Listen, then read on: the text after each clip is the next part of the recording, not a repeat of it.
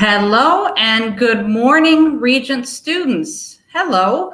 Some of you might remember me from last year. I did a few assemblies for you guys last year, but this year it's going to be a little bit different because now I'm going to officially be on the campus, and I'll talk a little bit about that later. But hello and welcome to our first assembly, where I'm going to explain to you what it is career and university guidance is all about and why we have this service for you at Regent. So I'm Amber Singh, and I am the career and university counselor for Fortis Education. So I know you're in year 9, year 10, and this is the beginning of things. And what that means is that at this point, you should be beginning to think about your future. Now, this doesn't mean you need to have a plan, but it means that we do need to do two things. We need to talk a little bit about careers, because at the end of the day, what does your career look like? School definitely gets you to that career, but it's only part of it. There's a lot of other things that go into you deciding what the best options are. So when we talk about career education, it's also about getting you ready for the workforce, because the workforce is different than school. All right, so that's why we have careers education. It helps you to understand this transition that you will go to when you're a little bit older into the working world, and the skills that you would need. So for example, having a CV or having a LinkedIn profile. Those are kinds of skills that you need to learn how to have. You need to learn how to make those. And that's what career education does. All right. So that's why we have career education, and that's why we give time during your secondary schooling to that important aspect. The second thing that I do is I provide university guidance. Now, the university readiness starts in year 10. But there's absolutely nothing you need to, if you're doing this in year 9 already, or even earlier, that's 100% fine. But it's about trying to find the right fit for you. So there's lots that goes into getting to the right university for you. All right. Notice I've said the right university for you. I haven't said only this school or only that school. You must only go here. But finding universities is based on where you might want to live, what you might want to do, right? And some of you might not even want to go to university, and then we can discuss that as well to see what some of the alternative pathways are. But for now, we're going to assume that all of you are going on to university, and you just need to understand the whole process. Why is that especially crucial in Dubai? Because this is a very international city, and not all of you will go to the same country for education. So you need to have a good understanding of where you might want to go and what those requirements are, and you want to get to know those universities that might be of interest to you. All right, so that's really the purpose behind my function and my job, and why I'm spending time with you guys. So of course, there's always a little bit more. The other part of what I do is we engage students in work experience, and work experience for us formally starts in year 10, but we do also have a program that is meant for years 7 to 9.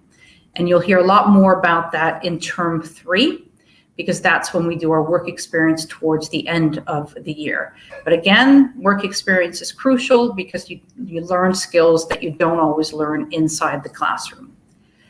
Finally, in terms of also planning for your future, I'm the person that we'll talk to you about any kind of summer programs that you might want to enroll in, or other vacation times, so Christmas or summer or the spring break, if there's courses that you want to take to enrich your profile that you would present to not just universities, but also employers in the future. All right, that is in a nutshell what I do and what I talk to you guys about. So if you want to take a look here, I won't read all this out, obviously, but this is sort of a recommended timeline of sort of what you need to be doing and thinking about in different age brackets. So I believe today you're from year 9 and year 10, so you sort of fall at that year 10 and 11. In year 9, it's fine for you to plan ahead. And year 10, plan ahead and look to see what happens in year 12 and 13 about that journey that you take and what you should be doing at those different stages. All right. So you have all had a kind of a quick look. So when I say things really start to kick off in year 10, I'm going to show you another graphic and what I mean by that. So if you look here, so I call this the road to the top universities, but in reality, it's the road basically to any university. And it really starts in year 10, because in year 10, you need to start becoming familiar with the requirements for entry. You need to be building that personal profile, so i.e. the work experience that you need to do, building things like a CV. You need to start engaging with outside reading, so those online classes, books, things that you're interested in. You need to enroll in summer programs. And then as you get into year 11, then you start attending university fairs, and we host a lot of them. In this day and age, they're both virtual and in-person, and the in-person are great. We just have our first person coming back in after an 18-month hiatus, but there's a lot of virtual options, and you can speak to a lot of great universities, and you really need to start that in year 11. And then in year 12, you really are solidifying where you're going. You've identified what you want to do, where you want to go, and you're adding to your profile. And then at the very beginning of year 13, that's when you apply. So even if you're in year 10, just think that this is going to go very, very quickly for you. What I can say, year 9 and year 10, is that your GCSE grades, they matter a lot. So even if university is still something you're not thinking about, I can tell you one thing: you need to report your GCSE grades to universities when you're applying. So do everything possible to get the highest grades possible, because it's going to help you obviously with your pathway into sixth form, which is year 12 and 13, but it will also help you for universities later, because you do need to report GCSE grades. All right, so these are some of the universities. Fortis has a rich history of sending students to really good schools across the world. If you want to know, the UK is our top destination. The Netherlands is also very popular, Canada and the US. Those are sort of the 4 most popular options. This is just a list over time of where some of our graduates have gone on to.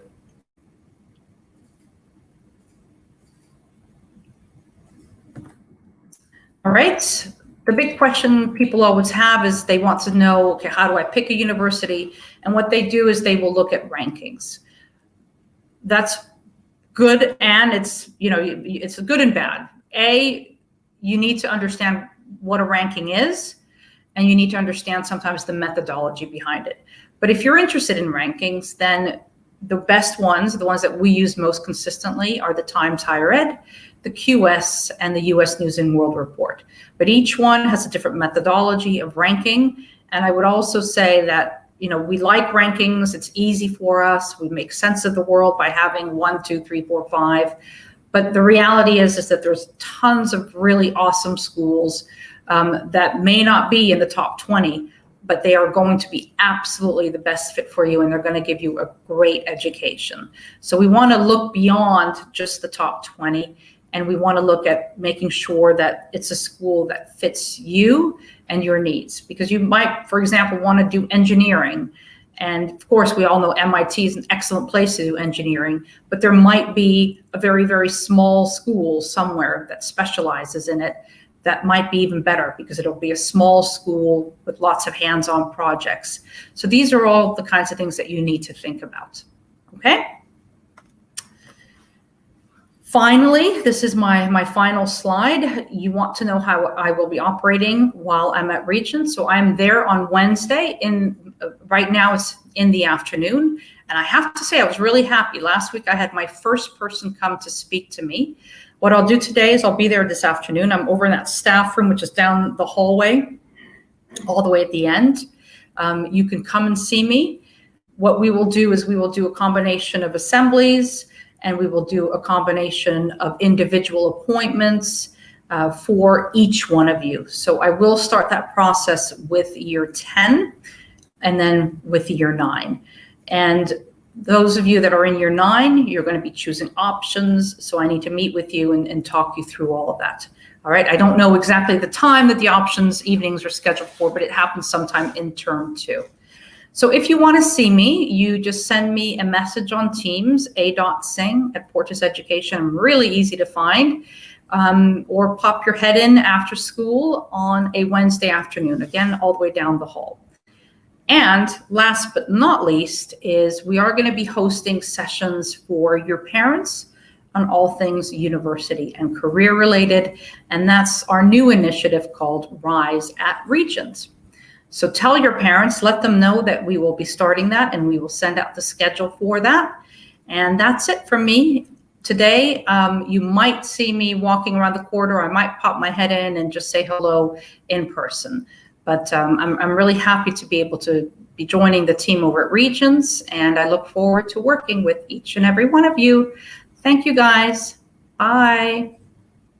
I'm going to check for questions now. So if you've got questions, we'll do that.